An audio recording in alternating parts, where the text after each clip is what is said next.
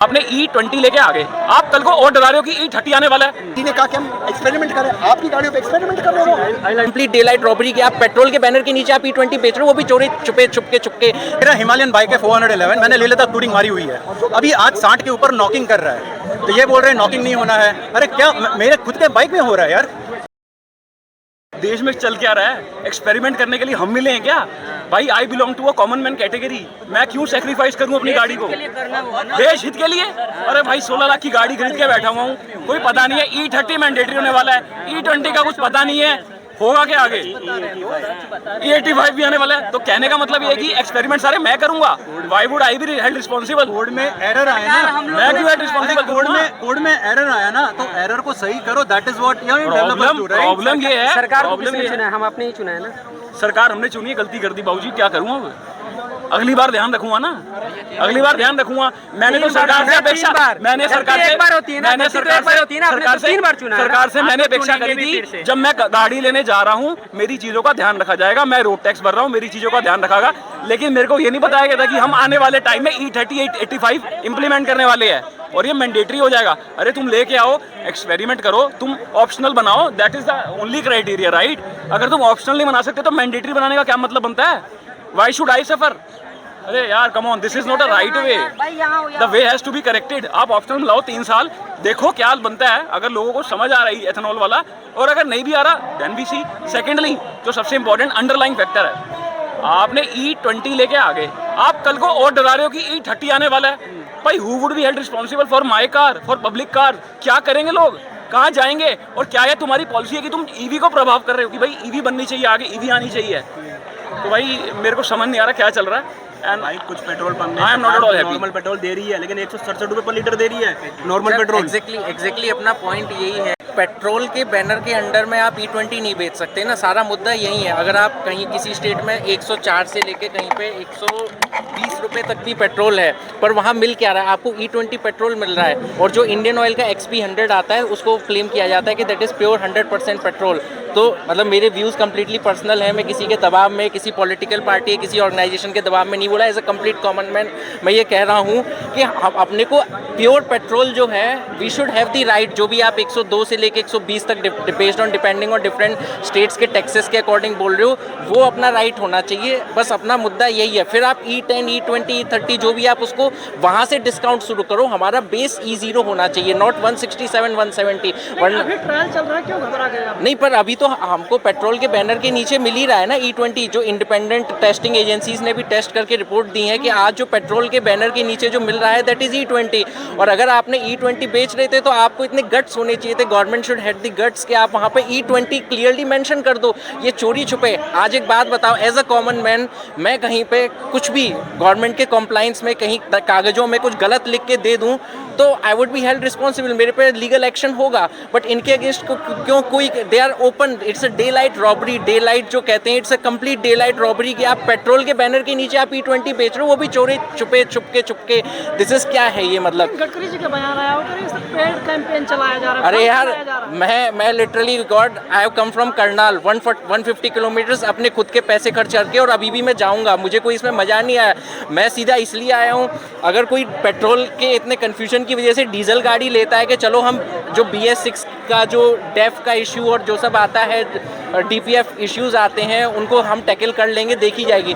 पर आप कह देते हो कि हम 15% आइसोब्यूटेनॉल लेके आ जाएंगे, तो वो कहीं पे जायज़ नहीं ठहरता ना। तो दिस इज ऑट कि अभी रुक ही नहीं रहे E30, अब isobutanol 15%, who will pay the price? मतलब आप उसको जस्ट एक पारदर्शिता से करिए। ये तथ्य है कि नीति आयोग की रिपोर्ट कहती थी 2030 में इसलिए लागू होना कि 80% गाड़ियां जो है वो एथेनॉल 20 कंप्लाइंट है, वो आज की सच्चाई है। ये बात की सच्चाई है कि नेताओं के बच्चों के एथेनॉल डिस्टिलरीज है। ये बात की सच्चाई है कि इनका बेटा बड़ा योजना चल रहा है। अब इसको आपको कैसा देखते हैं? आप देखिए, मैं आरोप नहीं लगा रहा, मैं कह रहा हूँ ये तथ्य है। इस तथ्य को आप बताएं कि आपका कॉन्फ्लिक्ट ऑफ इंटरेस्ट है या नहीं है। सर क्या सिर्फ गाड़ियों में खराबी हो रही है क्या? सिर्फ गाड़ी जो है बजाय, या फिर ये कि चावल मक्का और दूसरी चीज़ों या पानी की किल्लत पे, जिससे आम जनता भी प्रभावित हो? बहुत हो, आपकी फूड सिक्योरिटी पे इस पे दिक्कत होगा।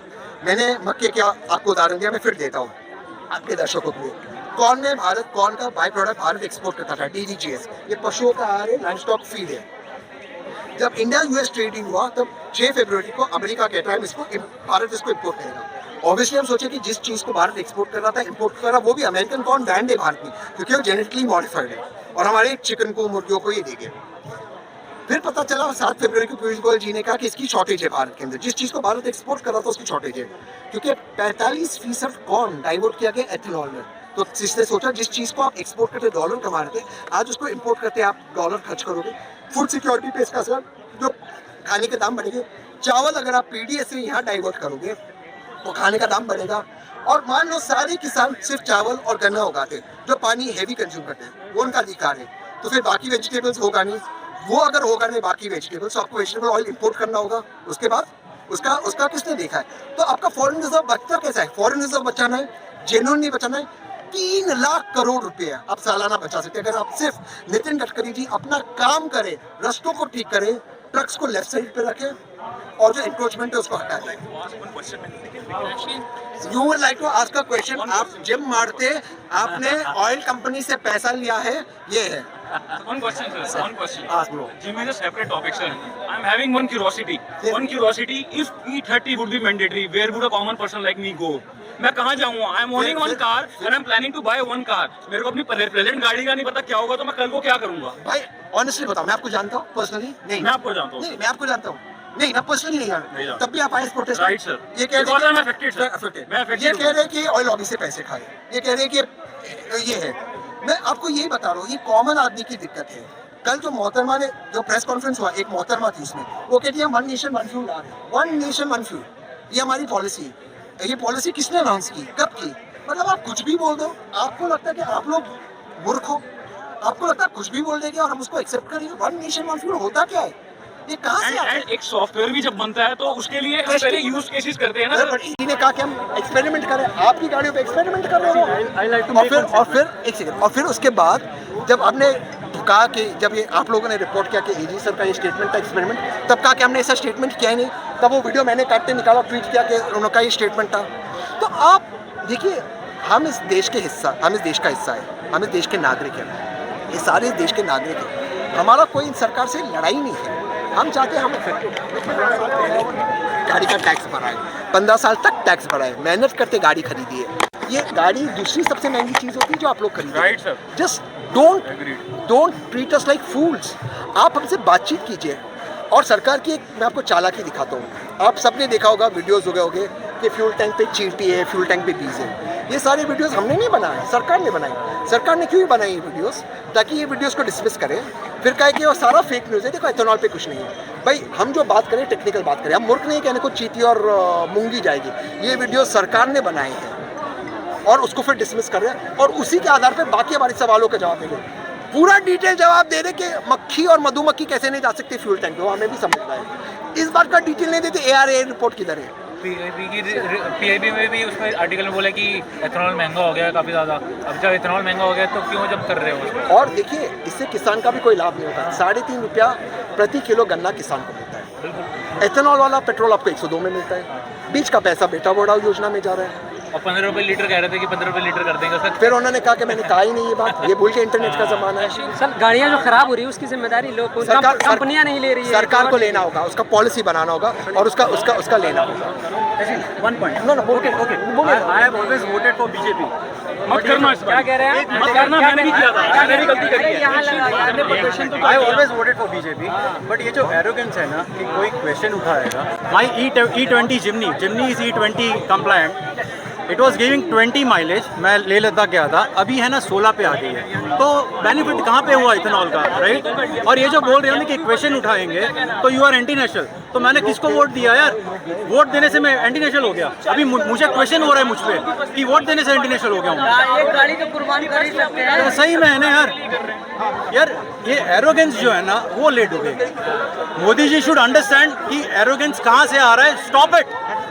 और Gujju, I am a Gujarati, my roots are in Gujarat, born and brought up in Maharashtra. लेकिन सर कह रहे हैं कि 1 साल की ट्रायल चल रहा है, आप लोग मौका तो दें। और ये जो दस्तावेज है, नहीं, दिस आर सीक्रेट। व्हाई यार, क्यों? Delhi Mumbai expressway last week में ड्राइव करके गया हूँ। आप देखो कोटा के पहले Sawai Madhopur, you can not drive above 60। Vadodara के पास जो टूटा है ना, बच गया हूँ मैं। 10 दिन पहले गया हूँ अर्टिगा में। आई हैव द वो जो कटता है ना फास्टैग है मेरे पास। बॉस ये तो गिर गया ना पूरा। देश के लिए इतनी अरे कुर्बानी नहीं नितिन दे सकते गडकरी हैं। हाईवे मिनिस्ट्री देखे ना, काय को मरवा रहे हैं यहाँ पे। स्वदेशी चीज़ जो है ये उसको जो है प्रैक्टिस किया जा रहा है, उसका मतलब लेबोरेटरी टेस्ट हो रहा है, 1 साल का टाइम दिया गया, तो क्या आप लोग इतनी कुर्बानी नहीं दे सकते देश के लिए? मतलब एक बात बताइए, कुर्बानी कब देनी है? मैं जो टैक्स भर रहा हूँ ना, इनकम टैक्स भर रहा हूँ, we also I am in IT, we get foreign reserve, right? हम लोग फॉरेन रिजर्व लेके आते हैं। तो आपका भी काम है कि जो सिटीजन्स के हितों में हो ना, वो करना चाहिए। ये थोपे नहीं, ये जो बोल रहे हैं ना कि E0, E10, E20, मेरा हिमालयन बाइक है 411, मैंने ले लेता टूरिंग मारी हुई है, अभी आज 60 के ऊपर नॉकिंग कर रहा है। तो ये बोल रहे हैं नॉकिंग नहीं होना है। अरे क्या मेरे खुद के बाइक में हो रहा है यार। भाई सिंपल सा लॉजिक है।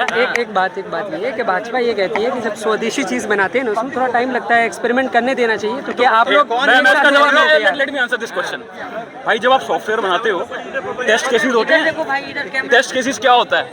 आप टेस्ट केसेस में जाते हो, आप डेव एनवायरनमेंट होती है, वहाँ पे टेस्ट एनवायरनमेंट होती है, आप उसको यूज़ करते हो, यूज़ केसेस लेके आते हो, फिर उसको प्रोड में इंप्लीमेंट करते हो। ऐसा होता है।